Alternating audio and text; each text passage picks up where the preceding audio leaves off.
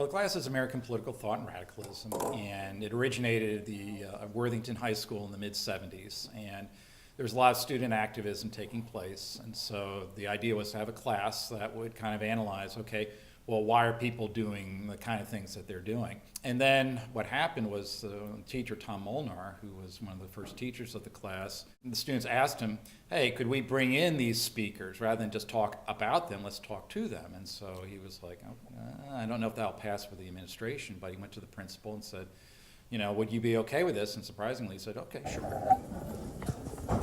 And so that began the tradition of bringing in speakers, and that allowed us to study a range of perspectives, both left-wing and right-wing. While I'm looking to represent all citizens, I am a white advocate. Why do people become part of these movements? What is the appeal?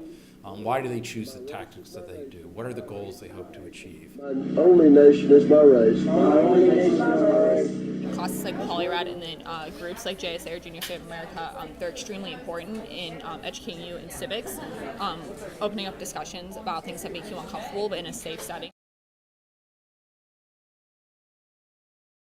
Generally speaking, we talk about meaning somebody who wants drastic change and is willing to go to extreme lengths, which can include violence, but not necessarily. Even today, when you talk about something like gay marriage or gay rights and all, it's still a lot of debate.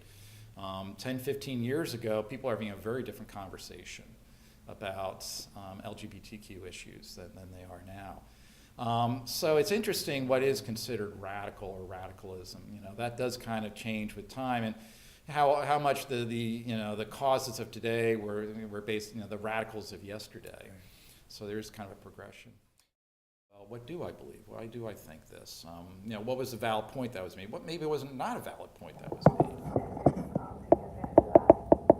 So there's a certain vulnerability. It's hard because, especially with the unit that they're going through right now, hearing things that people believe and understanding that there are people out there that actually think that way, it's really eye-opening though too, because I feel like in Worthington there definitely is this Worthington bubble, I would say, and we're not exposed to that all the time, so it's a way to kind of get out of that and understand what's going on in our country.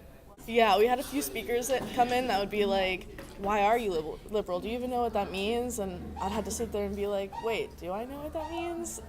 Do I fully believe or follow this agenda, or am I more on this side or this side? So it was a very good self-reflective experience. It can be provocative. You're going to hear people with strong opinions. You're going to have people who will debate, and there's going to be folks in class who just will disagree. There's an element of risk involved.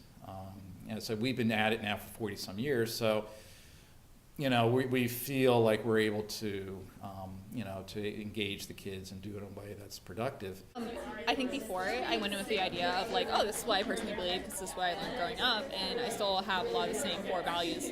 But I also understand that if I have an opinion about something, I need to be able to defend that with factual evidence, and it can't just be, well, that's what I think. I tell people the class is really about citizenship. How are you going to be a good citizen, and what does that mean to be a citizen?